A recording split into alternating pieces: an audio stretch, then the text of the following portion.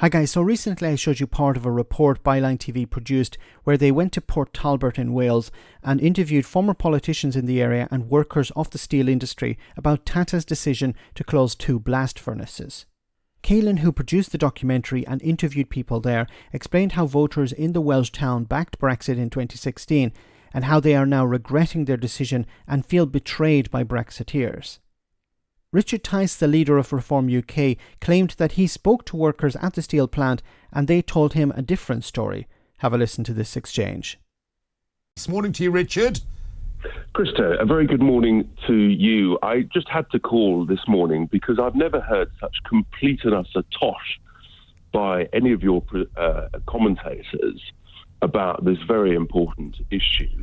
It is exclusively because of net zero that those 3,000 jobs are being sacrificed on that altar. It's got nothing to do with Brexit whatsoever. I've been down there. I've spoken to union leaders.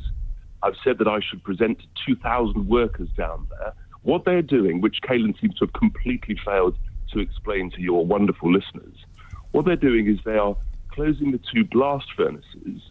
They're receiving a government subsidy of £500 million in order to build an electric arc furnace that makes less high quality steel and therefore means we actually can't make strong steel for some of our most important uses, our most important. Well, Richard, you said you spent all this time down there. Where's the reporting about it? Where's your video about it? I mean, it's not me saying it's Brexit, by the way, Richard. This is the steel workers. This is the ex-Minister of Wales. This is literally everyone in the town. Where is it? Caolan, I was down there last Sunday evening talking to a load of voters. Then why didn't you show this? Like, you claim that you spoke to these people, you claim that you spoke to union representatives, but where is the evidence? You want people to believe. Like, this is the guy who has his own show on GB News, and he couldn't organise a camera crew to come with him and interview people, to interview the same people that Caolan interviewed, to show to contrast what Caolan had presented. No, you didn't do that. Why? Is it because you're lying? Including steel workers in Port Talbot. I was speaking last Sunday evening. Yeah, I spoke to them as well, and a lot of them voted for your... Let him finish, then Caolan, you come in. So you're saying that they absolutely say it is down to this? It's exclusively because of net zero that they... Who do you believe? Caolan actually recorded the people, and you can see them saying, yes, we voted for Brexit and we're upset about that. And in many cases they regret and they would have voted the other way. Richard Tice wants you to believe that he spoke to people and they told him, no, we're happy with Brexit and we understand it's nothing to do with Brexit, it's all down to net zero. They are being forced to shut the blast furnace and to build a new electric arc furnace. And here's the madness of it, Christo. No, they're not being forced. They're making they're making an economic decision. Now, why is there this necessity to close the blast furnace and open and convert it to or open an arc furnace? Because in order to sell steel and steel products into the single market, they need to reach a certain standard in regards to carbon emissions. So blast furnaces produce a huge amount of CO2 because they're using coke and it has to be continually being burnt. When it comes to arc furnaces, they're electric arc furnaces. You switch them on or switch them off. They don't produce as much CO2. If you want to sell your products into the single market, they have to reach a certain standard. We saw this. You can apply this to pretty much any industry. We saw it when it came to the fishing industry. They weren't able to sell their products, for example, mollusks that needed to be cleaned. There isn't an industry there in the UK to clean them, so they're no longer being imported into the European single market. So the same with steel. The EU have decided, look, if you want to export your steel into the single market, it has to reach a certain standard. At the moment, blast furnaces don't reach that standard, so we're not going to import steel from there. Or it's not so much we're not going to import, there will be a tariff on, or a type of tax on the importation of that steel. And if the tariff is too high, then it's just not worth it. And that's what Tata did. Tata went to the British government and said, look, if you want us to continue to export steel into the single market, export steel in a sense, well, you need to help us out because we can't continue down this road with blast furnaces. We need to upgrade. And to upgrade to new furnaces is expensive.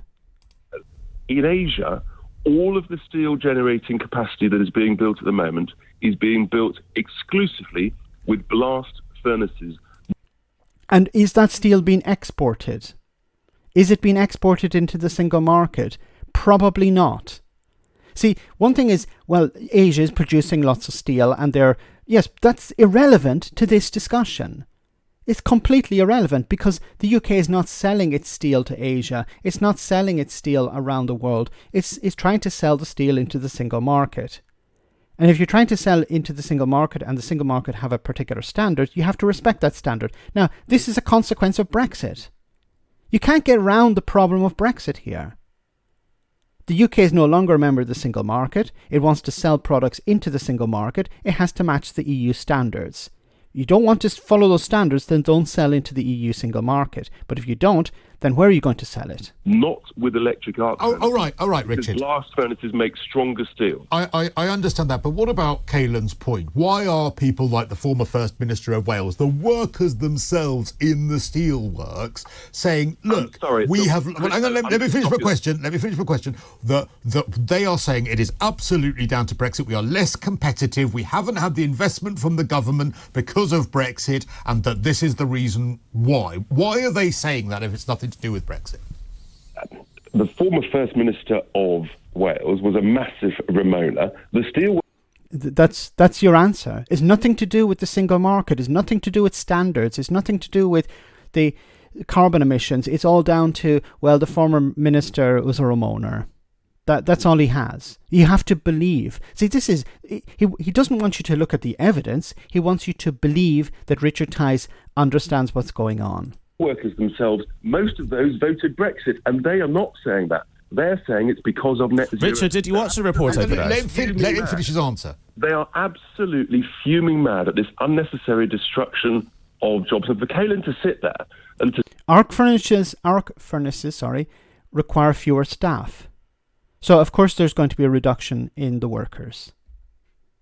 Say there's no investment. We're investing unnecessarily £500 million worth of taxpayers' cash down in Port Talbot, and we're about to agree the same with Jingye in Scunthorpe. All right, let Caolan respond to all of that. Richard, the only reason that people think it's net zero is because the garbage that was being put out on GB News saying that it was all because of net zero every single minute since that plant closed, and there was nothing to really back that up. Just because we have new targets about green energy doesn't mean that that's the reason that most of our industries are failing in this country, that we're not basically serious on the world stage anymore. We can't export things like steel at the same rate we used to be able to do because of export and import taxes of the type of materials we need to get into this country. This is the steelworks themselves who voted Brexit, your Brexit, who told me on camera, if you watch the report, that they regret that vote because it's made their jobs more unstable. All right. What do you say to all of that, Richard?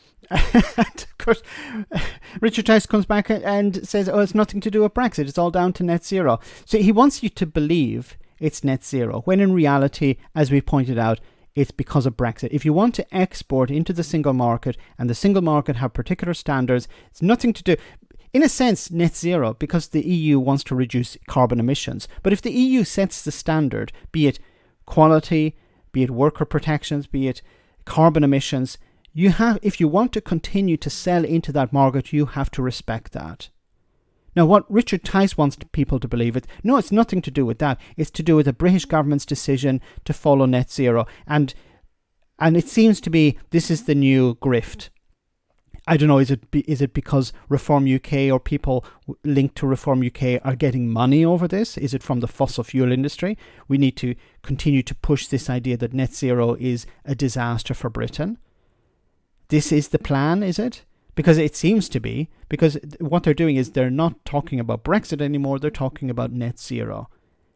And Richard Tice and Ben Habib and others have moved on from the Brexit idea and moved on to net zero, and their crusade seems to be against that.